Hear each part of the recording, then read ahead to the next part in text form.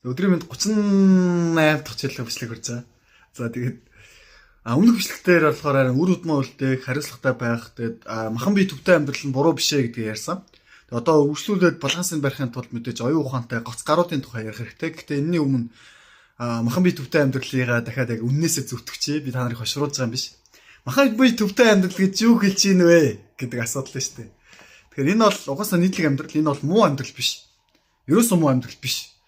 Сайн амьдрал баг зарим утгаараа бол ялангуяа монголчуудын тухайд яг энэ дээр уулын бид нар олж харуулна гэхээр гайхалтай амьдрдаг байхгүй юу? Яадаг вэ гэхээр бид нар нэг тийм төвдүүд шиг тэнийг амьдрдаг байхгүй юу да. Ингээ юу ч ойлгохгүй баг ном уншаад амьдралаа үрээ тэ нэг хідэн гар ингээ наа гэж амьдрдаг байхгүй юу?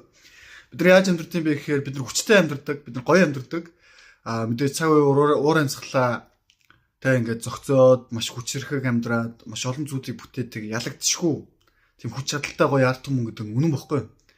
Яг одоо нөхцөл дээр л яг жоохон монгол хүн оюун ухааны хувьд зүрхтгэлийн хувьд жоохон бие махбодын хувьд ч юм уу жоохон сул дараа байдал байж болно. Гэтэ энийг засахын тулд ял хэсэг нь яг хөдөлгөлт юм бэ гэхээр мэдээж оюун ухаан төвтэй зүрхтгэл төвтэй арай илүү ингээд цаг үеэсээ төрүүлж явдаг хүмүүс нэг засах гэж хичээдэг. За би ч магадгүй өөрийгөө муу одоо тий харин царамуутаа тэнэг гэж голдохгүй магадгүй тэр хэсэг нь гэж бодоод өөрийн мэдсэн нэг мэдлэгээ түгэх гээд ингээд оролдоо явж штэ хөрх юм. За ингээд за өөрийгөө муулах гэсгээ дараа нь өнгөлчээ. Тэгээ үндсэн сэдвүүрөө ингээд ороход юу юм бэ гэхээр тэр махан бие төвтэй амьдрал гэхээр одоо ингээд залуудаа эхнэр хүүхдтэй болчдөг те. За тэгээд нэг найранд 3 дуулцдаг, нааданд 3 тавчдаг, нэг машин барьцдаг те. Эсвэл нэг мөнгө олцдог. Тэгээ энэ тэнд хаана юу байна гэж бодчихдаг. За нэг хүнтэй нэг 2 гар зөрүүлэхэд бас нэг 2 цохилт даацдаг, буцаага нэг 2 гараа явуулцдаг гэдэг ч юм уу. Нэг одоо монголчуудын гоё жишээ нэг нийгэмд яг ингээд багш нараар заагдаг. Бид нар бүгдээр ярьдгүй ч гэсэн нэг тиймэрхүү юм 70 жишээ зөндөө штэ. Тэрийг ирэх өнгөж чаддаг. Энэ бол яг нэг тийм буруу зүйл биш аахгүй юу? Яг тийм буруу зүйл биш. Яг зөв хит хийсрэл болоод ирэхээр л хит юм төөсрөл болоод ирэхээр л жоохон тийм зөвхөмжгүй харагддаг болчиход байгаа. Тийм. Одоо тэ хит бүдүүлэх ч юм уу тэрийг иршүүд байдал гэж үзээд ивэл тэрээс ер нь бол махан бие төвтэй амьдралаар амьдарч байгаа зүг бохгүй. Яг гэвэл хүн ер нь бол амьдралын хугацаанд олон төрлийн зорилгууд байна. Мэдээж синхэрж гээрх зорилго байж болно. Гэхдээ энэ эртөөнө хожуу байх уу гэдэг нь тухайн хүний сонголт байхгүй юу? Бид нар одоо тэгээд нэг хар залуугаас нь ахуулаад нэг ууланд амьдрах гэж байгаа юм шиг хүнийг амьдруулах гал. Тэгээд дээрэс нь те үнэхээр дэлхийн түвшинд барилдах бүх ч юм уу үнэхээр гоё ингээд те аав ч юм уу хүнийг шууд заавал ингээд математикийн багш бясалгал ламч болохыг хэрэггүй байхгүй да. Сүүлийн үед бас нэг туйшрал нөгөө талын туйшралд яваад байгаа нь юу юм бэ гэхээр яг тэгж яриад байгаа байхгүй бясалгалын багш нар ч юм уу нөгөө тэ ингээ гой сэрээсэн сошиалууд нь ч юм уу яг юу яриад байгаа юм бэ гэхээр хүнийг зүгээр мөрөөрөө гой амьдарч болох сайн аав хүн байж болно шүү дээ. Хүн болгон математикч болох албагүй хүн болгон аав гэж болно гэдэгт адилхан байхгүй юу?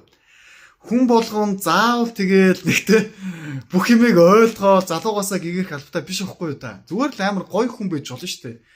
Тэр чинь айгүй том үүрэг байхгүй нийгэмдэр одоо сайн аав байх гэдэг чинь айгүй том үүрэг, маш том үүрэг. Энэ чинь бүр баргийн хүний хийж чаддаггүй үүрэг мөн.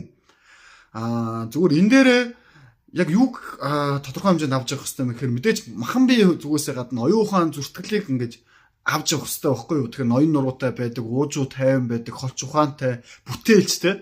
Бүтээлч гэдэг дээр одоо мөнгө сайн олж чаддаг, хүнтэй ойлголцож чаддаг гэх юмчлаа. Тэгээ материалын ертөнцийн ч монголчууд одоо аюус бүтээлч байх шаардлага байна шүү дээ. Яг гэвэл энэ нийгмийг ерөнхийдөө яг тодорхой хэмжээний санхүү гэдэг эдийн засаг гэдэг зүйл, мөнгө гэдэг зүйл удирдах байгаа нь яг буруу биш. Яг гэвэл арчил гэдэг тогтолцоо, тэгээ эдийн засгийн тогтолцооны бас нэг үзэгдэл шүү дээ. Энд чинь тэгээд өмнө хэлсэн шүү дээ. Өмнө цаг үеүүдэд хаан засгийн тогтолцоо, тэгээ овгийн тогтолцоо зөндөө олон тогтолцоонууд байсан. Гэтэ одоогийн тогтолцоо Монголд яг хөө мэдээж жоохон буруу маягаар хэрэгжсэн жишээнүүд байдаг ч гэсэн ерөнхийдөө бол илүү сайн тогтолцоо байхгүй юу? Яг гэвэл бид нар бие шууд нэг алж чадахгүй байна. Тэ эрхчлөө гэдэг зүйлийг бас хайгаа зүгээр ингээд олох гээд ингээд явж байна. Тэгэхээр энэ тогтолцоо зөв тогтолцоо. Энэ тогтолцоо дотор бас үр хөдөлмөө үлдээ ингээ мөнгөлтэй байгаад ингээд явна гэдэг нь бол маш зөв зүйл. Яг юм бэ гэхээр дахиад хэлэхэд харин бид нар дэлхийн дүрмийн дагуу монгол хүн тоглох ёстой. Гэхдээ том зөв тоглох ёстой байхгүй юу? Яг бол одоо ингээд нэг байлтий гээл нэг тэгээд хэрэгцээ байхгүй. Одоо харин бид нар оюун ухаанаар дайдахж байгаа л илүү өгшгүй, илүү холч ухаантай байх хэрэгцээ байгаа. Тийм. Тэрийг бол харин хожуугаар олоо явчих. Эсвэл насаад байгаа бол олоо явчих. Үнэхээр та олон хүүхдтэй заавал нэг энерги гэдэг зүйлийг ойлгохгүй бол зүгээр энэ зүйлээр дамжуулаад хэлсэн шүү дээ.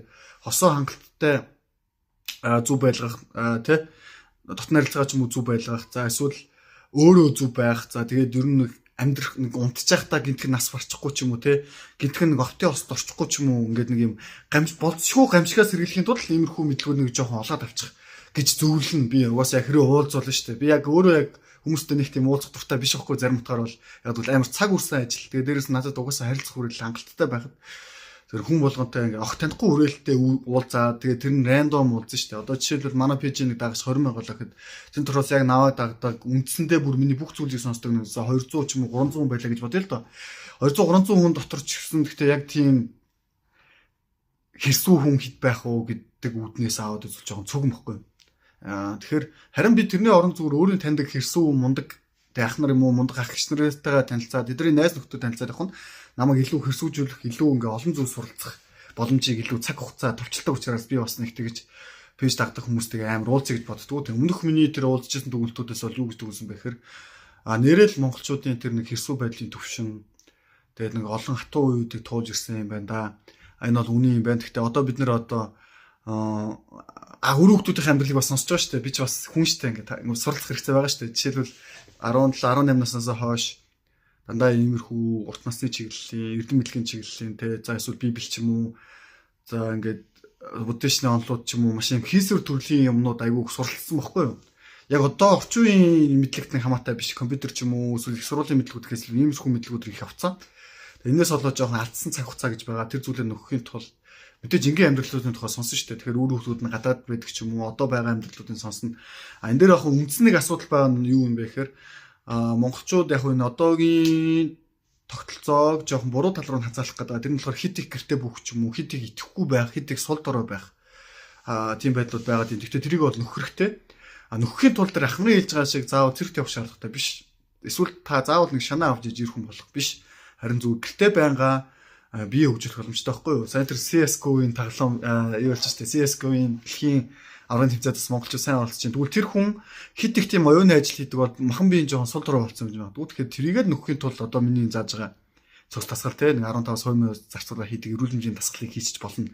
Заавал тэр бүр цаад мөн чанарыг нойлох гол чин шиг болох гол кин юм шиг болох гэдэг шаардлага байхгүй. Харин тэгээд яг бичлэг хэлсэн тэр гоц гарууд бол гоц гарууд байдаг байхгүй. Зарим нь бүр төрлөх гарууд байдаг. Никола Тесла ч юм уу за тэгээ Эйнштейн Ньютон хин ч юм уу те ингээд зарим зүйл дээр хүн хитрхээ төрлөх байдаг. Одоо те би тэрийг зөндөө өмнө хэлжсэн шүү дээ. Жишээлбэл би ингээд нэг тийм бүх болох хавьяастай ч юм уу нэг бэр чадaltaй хүн биш байж магадгүй байхгүй юу. 40 30 насны дээрээ тэрийг нөхөд авчиж болно те. Оюун ухаан бэр ингээд би моход чигдрээд ирэхэд би 40 насны дээрээ тэр дутагдлаа нөхөд авчиж болно. Одоохондоо надад юу тухтай байдаг вэ гэхээр ном унших те юм үзэх те нэг те бяцлал хийх ч юм уу за ингээд нэг иймэрхүү эсвэл компьютер одоо тухайс компьютерээр юм суралцах чаа компьютер ингээд суралцах ч юм уу иймэрхүү олон зүйлсүүд ер нь бол надад илүү тухтай илүү амархан тэгээ илүү хурдан сурдаг илүү онцгой байдлыг бүрдүүлдэг одоогийн магадгүй хийж байгаа бичлэг хийх ч юм уу те хүнтэй ярилцах нь тэр ийм онцгой байдал дээрээ угаасаа би залуу хүн юм чин онцгойрох байдал дээрээ аливаа давмгай зүйл дээрээ ингээд амжилт гарах гэж хичээгээд оролдоо далдаж оноод явах нь зүг бохгүй. Тэгэхээр яг надаас өөр залуу байж болно заяа. Жишээл усан алсан орхон баяр ч юм уу өөр ингээд хүмүүс байна шүү дээ те ингээд янз янзын моролдоо явж байгаа мундаг залуучууд байна. Тэгээд тэд нар бол зүгээр л энэ зүйлийг яг надтай байраа солих хэрэгтэй гэсэн үг шүү дээ. Би 40 наснда бие махбодын хүч чадал ингэ жигдрэл гэдэг зүйлээ олно гэдэгтэй адилхан. Тэр хүмүүс 40 наснда яг одоо тэр яриад байгаа тэр чэний тэ скиллүүдийг сурж олно. Чэн гэдэх юм бэ гайхаад ивэл тэр номын аваад ном дээр нь чэн гэж багш байгаа. Тэр номын дээр байгаа багш яадаг вэ гэхээр харин өөрийнхөө биеийг энерги бөмбөлөг болгож хөргөж чаддаг, юунд жажихгүй болж чаддаг, газар цаг хугацаа товтлож чаддаг, тэ харахад юм жижигхэн лам юм шиг мөртлөө хүнд баймгүй хүч чадалтай. Та 10 залууг ингээд цэгэн дээр нь зөхиод компьютерийн мастер шиг ингээд унаагаа явуучих чадалтай. Тийм эвгүй гар ихгүй юу? Гэтэ эвгүй гар болохын тулд тодорхой хэмжээний нас төлөвшлөх гэж зүйлээ. Тэгээ өмнө хэстэй дагав бэлгийн эрчмийн тухай байнга ярьж байгаагийн дагав. Ер нь бол хүн бэлгийн эрчим гэдэг зүйлийг тодорхой хэмжээнд ер нь яг бүр яг хизээж гэрэлт юм бэ гэхээр 40 наснаас илүү ингээд яг цэвэршээд ирдэг байхгүй зүгээр цэвэршээд ирдэг. Үр удмаа үлдээх аратналаг байдал гэхээс илүүтэй илүү оюун ухаан зөрсгөл чиглэсэн тийм тунгалаг нарийнхан хэлбэр рүү шилжээд ирдэг. Тэр үеийн энергийг бидээ шингээснээрээ бид нар илүү том бүүм хийх боломжтой, илүү хүнд баймгүй чадлуудыг, илүү хүнд баймгүй төлөвшлүүдийг олж авах боломжтой. Тэгэхээр тэр чинь насаа дагаж ирнэ гэсэн үг. Миний тухайд болохоор багш учраас жоохон настагж ирэх төлөвшлийг жоохон наашруулахыг хичээсэн л гэсэн үг. Гэтэ хүн болгоо ингэх албатай биш шүү. Энийг дахин хэлье. За тэгээд үргэлжлүүлээд бас бичлэгээ төгсгөл нэг зүйлийг заах нь юу юм бэ гэхээр за 40-өрөө төлөвшчээ. 40-өрөө төлөвчтэй юм байна те 44 дөрөв дарс агт байт юм байна гэж бодъё зөө. Даач яг одоогийн цаг үеийн нийгэм нөхцөл амжилттай зүйл нь юу юм бэ гэхээр бид нар 40-га барах 20 дээрэж яг үүндээ амьдралын баталгаа алга. Тэгээ ингээд нөгөө л гомдолтой юм зөндөө байгаа штэ утаа байна, ус төр байна, дайндачин байна, үл олголцууд байна. Энэ болохоор яг юунаас олж байгаа юм бэ гэхээр хүний зүрхтгэл, оюун ухааны харанхуй гэдэг зүйл их байгаа учраас, дээрэс нь үзэл бодлын зөрчил гэдэг зүйлсүүд их байгаа учраас, ив нэгдэл гэдэг зүйл байхгүй учраас юм болж байгаа. Энэ бол том сэдв, энийг дараа ярилцъя. Энийг бол би бас өөр бичлэгүүд дээр бас дуу хоолойгоо илэрхийлэх байх. Өнөөдөр яг хэлэх гээд байгаа үндсэн санаа нь юу юм бэ гэхээр том зүйлийг томдон татдаг, насыг насандаа татдаг. Гэтэ та нар ядаж миний энэ хийж байгаа зүйлсээр хамаарад нэг 40 хүрэх амьдралын баталгааг олоод авчаач гэж хүсэж байна. Тэгээд жоохон хурдан ярьдаг гэж хэлдэг. Тэгээ бас утга учиргүй инээдэг өөр сэдвүүд ярьдаг гэж хэлдэг. Гэхдээ уучлаарай. Яг тэгвэл энэ хүн одоогийн сууж байгаа бичлэгийн сууж байгаа хүн болохоор 38 дахь 30 бичлэгтэй 38 дахь бичлэгийн дараа арай илүү засалгаа хичээж байна. Цаастаас хичээнэ. Тэгээд би та нартай адилхан хүн. Та нарт надтай адилхан хүн биш тараа. Тэгэхээр юу алдаа оноогоо зөөр ойлголцоо. Тэгээд би энэ бас жоохон гоё хайрлцгаая. Тэгээд адилхан монголчууд юм чаа.